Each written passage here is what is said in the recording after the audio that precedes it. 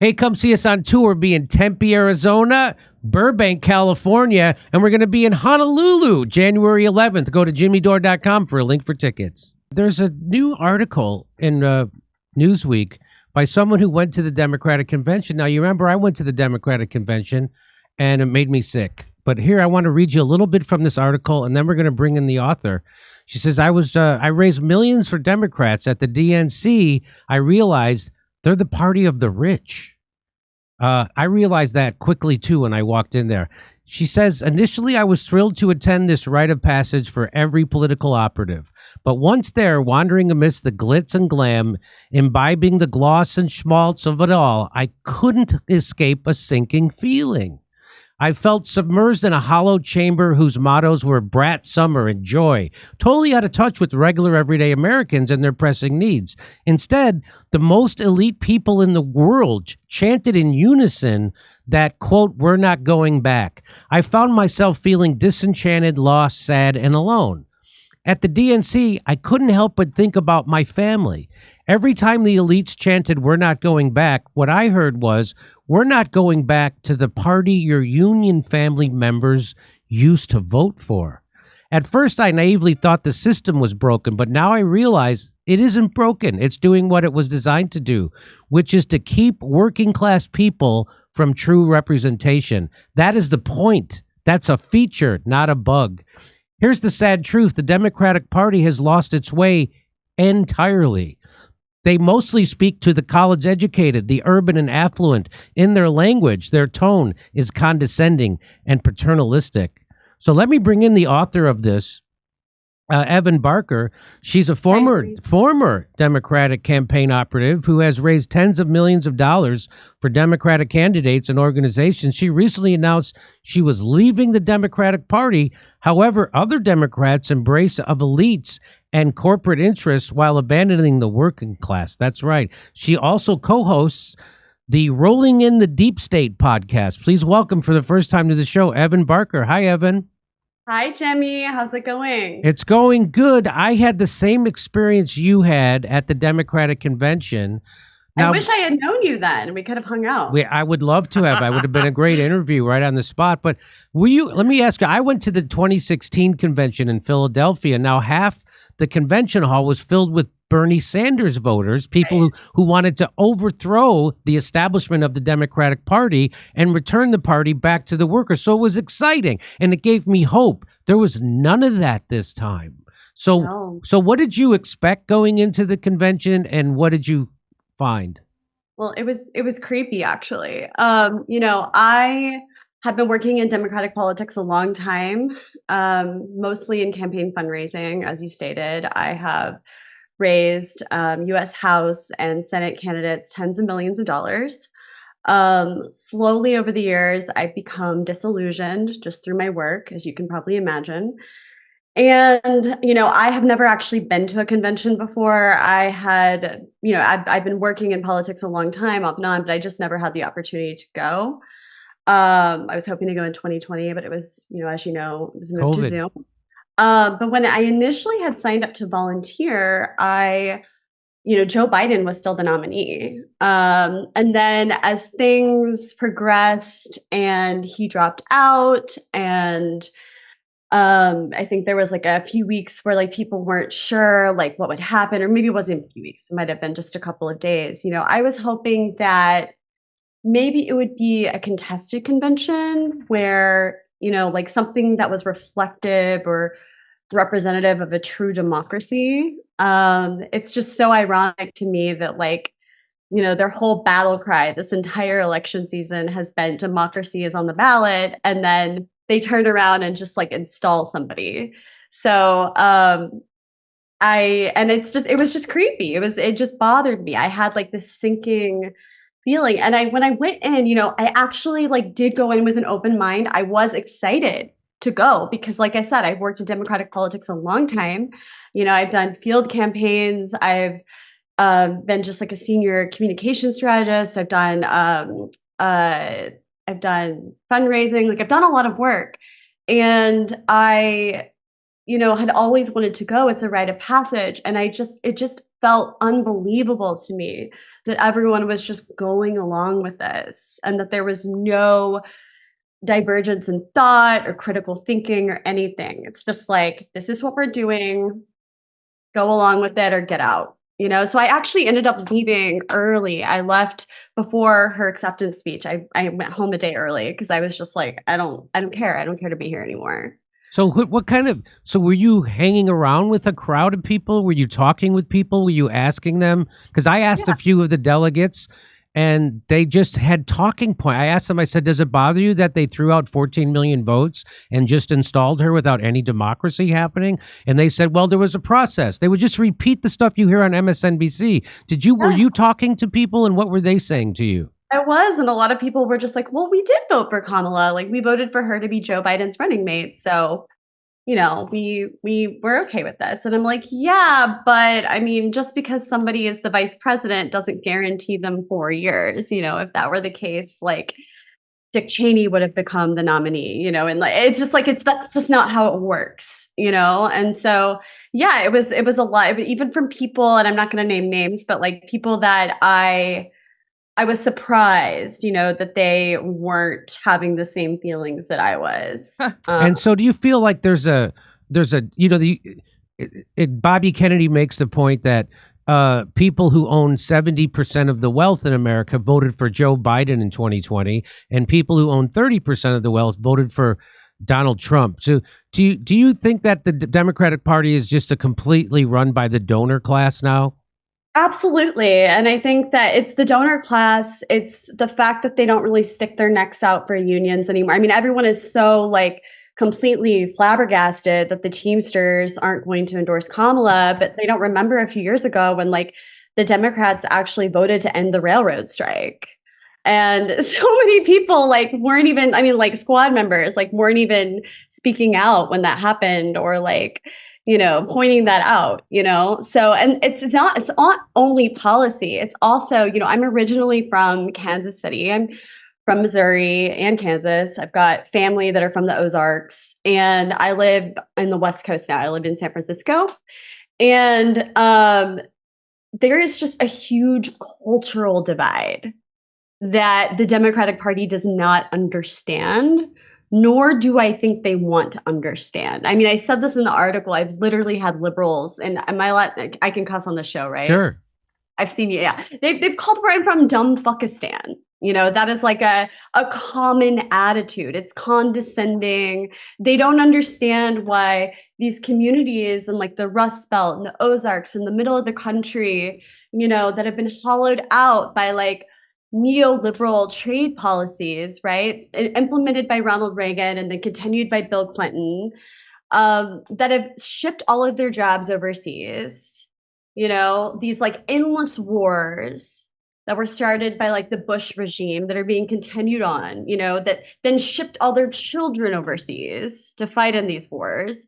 And then an introduction of an opioid epidemic by Big Pharma, has completely decimated and ruined these communities. And then you just have the Democrats on stage with like Oprah Winfrey and Chris Rock, who's making flippant jokes about, I'm sorry, I get really worked up because I'm very passionate and it makes me so mad. Chris Rock, who's making flippant jokes about giving Kamala Harris a donation to get out of a parking ticket. And actually, that was probably the most truthful thing that was said last night at that rally with Oprah Winfrey. So they completely misunderstand regular people and don't see it's not just a policy shift, but it's a cultural shift as well. So I just want to remind you of this. So this happened in 2016 in the run up to the Hillary Clinton Donald Trump election. Chuck Schumer was the leader of the Democrats. In fact, he was the Democratic Policy Committee chairperson, and he said this: for every blue-collar Democrat we will lose in Western PA, we will pick up 2-3 moderate Republicans in the suburbs of Philadelphia. And you can repeat that in Ohio and Illinois and Wisconsin. So the game was, so that's when I stopped being a Democrat, because I realized that the Democrats had morphed into the party of the Republicans. They're the party of Mitt Romney and now Dick Cheney. And they say it right out loud. They're not even kidding or hiding it. He's saying, I don't care about blue collar workers. What we're looking at is to get moderate Republicans to vote for Democrats. And we want to do that in every state. That's what he's saying. So they're literally saying we're not the party of workers anymore. And then people call workers when they have nowhere to go. And then Donald Trump gives them some rhetoric that they can believe in. Then they vote for him. And then they call those people despicable on MSNBC, or they call those people deplorables. Right? What? So that's basically what you've figured out. They say you're from Dumbfuckistan. So that's how they refer to workers. And so go ahead, take it wherever you want it with that. No, I mean, that's exactly right. And just watching that clip, I mean, they really need those people in Western PA to show up this time, don't they? So it's very ironic. And I think that he'll be eating his words. So I hope so. I keep hoping every time that something like this happens that like the Democrats will wake up and they'll be like, oh, okay, we need to return to our working class roots. We really need to like be the party of workers again. And it just continues to not happen. I mean, like Kamala Harris is a Ivy League educated, out of touch prosecutor from the Bay Area. You know, I mean, like I don't know. Who couldn't get a. I'm with you at this point. Like I can't call myself a Democrat anymore. And I'm politically homeless. Yeah, and she couldn't get a vote the first time she ran for president, which is why she had to drop out before Iowa even happened. And then they just installed her. By who installed her? The donor class, the Reid Hoffmans. Those are the people who installed her, the people with the money. So did you see this were you aware that Chuck Schumer had said that back in 2016? I hadn't seen that, no, but it doesn't surprise me. Of course, they're not going to play that on MSNBC. But so now, I'm not surprised, but I'm chagrined to see the guy who's the leader of the UAW endorse Joe Biden. Even though Joe Biden crushed a railroad strike, which would have set the template for the whole country of workers, right? So he did that, which makes me think that he's corrupted, and because of course he is. And so the guy from the Teamsters didn't. The Teamsters voted, in fact, to endorse, the rank and file voted to endorse Donald Trump, but the Teamster Fitzgerald said, "Hey, you know what? We're not going to endorse anybody." And so they came out against him, and now and AOC came out against him. And here's what AOC said about where the Democratic Party is, and I want to get your reaction to this. Okay. I think what we are seeing slowly but surely is a return to the Democratic Party's actual roots of a populist working class party that we saw, and by the way, had huge majorities and were able to sustain huge majorities in the 20th century, in the early and mid 20th century. Do you know what the hell she's talking about? That the Democratic Party is somehow returning back to their roots? Do you know what she's talking about? We must be on totally parallel planets, because I'm from Kansas City. I'm from, the middle of the country. Like the union people that I know back home are quietly supporting Donald Trump. So I was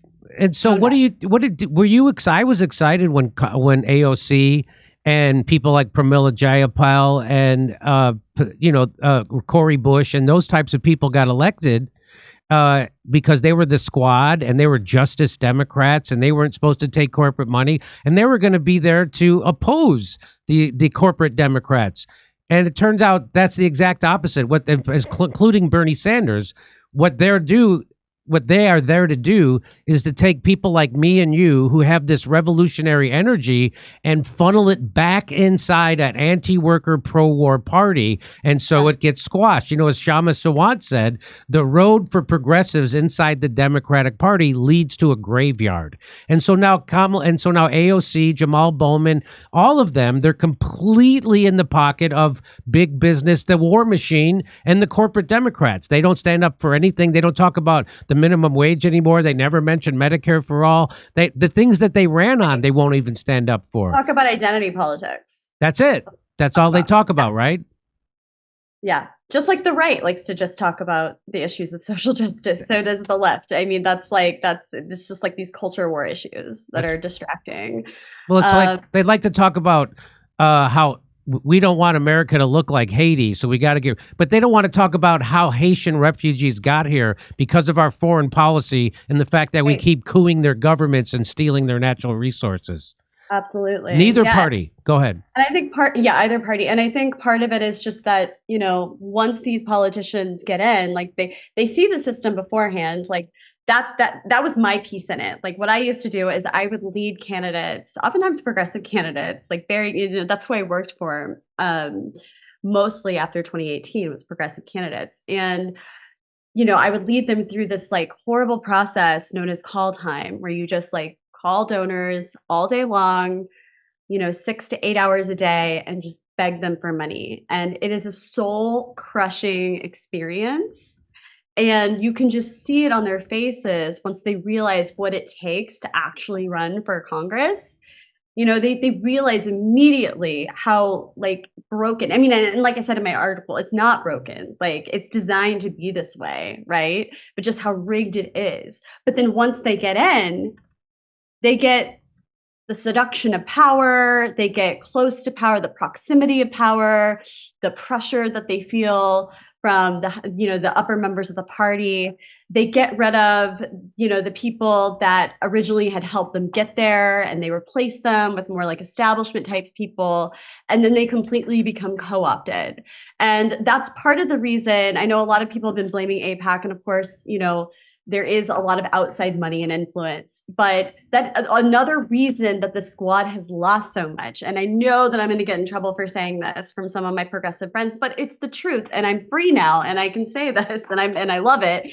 But it's because they didn't make good on their promises. Okay, they went in to become, an alternative to the mainstream Democratic Party, and they didn't force the vote. They voted to end the railroad strike. They haven't actually adhered to what they promised to do when they first ran for office, and that's the problem.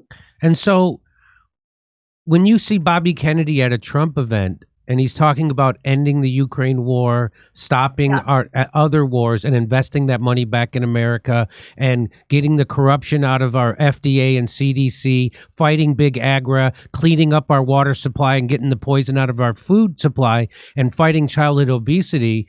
And then you hear a stadium full of Republicans cheer after you just came back from the Democratic convention and they were cheering on corporatism and more war. What does it make you feel? It is just completely dumbfounding. So do you think, are you surprised that a stadium full of Republicans are cheering on Democratic ideals? Yeah. Yes. And that's exactly why I made this video that I posted to 30 people. And when I woke up the next morning, millions of people had watched it. Oh no. It was insane. But I think it's because I spoke the truth, and that resonated with people. And that's exactly why I crystallized my thoughts in this op-ed, and why I pulled off the Band-Aid, and I've decided to just be a voice for the truth. And if the Democratic Party doesn't figure it out, if they don't return to their progressive populist roots, if they don't stop just focusing on identity politics and all these culture war issues that are going to just rip our country apart, that are so divisive, if they don't learn to speak to regular people again, they will lose. They will continue to lose, and they will become the party that they once swore that they never would become. And so how do you, at the end of that video you talked about that went viral, you say that it needs reform. Do you think reform is strong? Do you think that, I don't think the Democratic Party can be reformed. What do you think? I'm not sure. Like there's like a little piece of me that's like still hoping, which is part of the reason that I'm going on your show right now and trying to like speak about these things. Because otherwise I would just, why would I want to do this? Why would I want to subject myself to all this scrutiny? I could just like, go open like a vintage store or something, or like sell records, or like play music. You know what I mean? Like try to do, or like try to open a coffee shop, or I don't know. So there's a part of me that like really hopes that, but I don't know. And sometimes I even wonder if like we're seeing the parties flip. Yes, well, that's what RFK says, that there's been 5 major party realignments in our history, and we're going through one right now. Well, it's hard for me to accept. It's like a hard pill to swallow, So,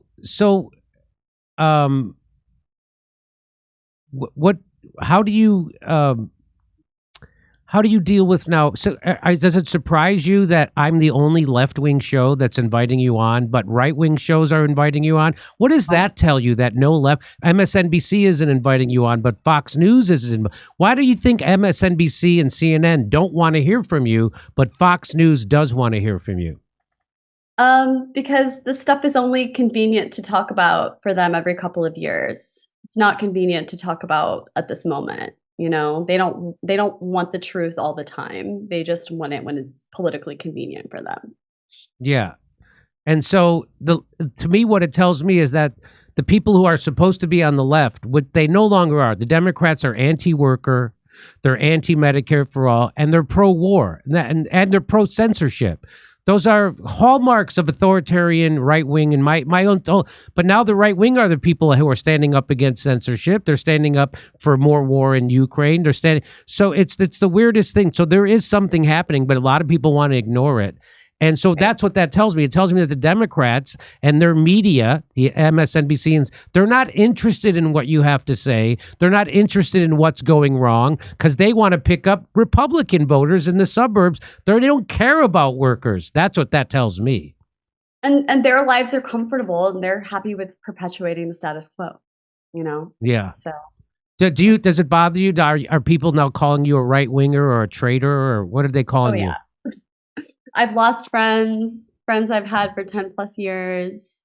When the video first went viral, this is kind of personal, but it was so overwhelming to me that I actually went to a psychiatrist to like talk to her, and it was very anxiety inducing. And, she even like argued with me on the substance. Oh my God. Yeah. For oh real. my God. Oh my God. That's a great psychiatrist you got there. Yeah. And I felt like I had to agree with her just to get like treated or help, like I was, so, I'm fine now. I haven't, but like it was just the first few days of feeling, just totally overwhelmed, and I'm like a private person. And then all of a sudden overnight people are, trying to find out where I live and sending me threatening messages and stuff like that. But I talked to my doctor, and even she was like, well, why would you say you're not supporting Kamala? Oh my God. What was so wrong with the convention? I watched it on TV and it was great. Oh my God. Yeah. It gave me the willies. My skin I was in there and I was just like, I remember I was on camera saying, I'm surrounded by brainwashed, brain dead assholes who don't care about anything I care about. Yeah. And that's what the convention was like for me. Well, I wish you good luck, and it's going to keep coming. If you tell the truth about the Democratic Party, people are just going to smear you. And you're going to find out if you critique the Democrats from the left, which is what you're doing. Yeah. First thing they do is they don't engage your ideas. They first punch left. They first discredit you, slander you, smear you, and then they call you a right winger. They accused me of being a paid actress. Which like I tried to take as a compliment. I'm like, oh, are you saying I could be an actress? Well, everybody should check out your podcast, Rolling in the Deep State. Everybody check that out. And Evan Barker, thanks for making time. Thanks for writing that article. And thanks for having the courage to stick your chin out and tell the truth, because that's the only way we're going to fix things in America. Thanks a lot. Thank you so much. Okay. Hey, come see us on tour. We'll be in Tempe, Arizona, Burbank, California, and we're going to be in Honolulu, January 11th. Go to jimmydore.com for a link for tickets.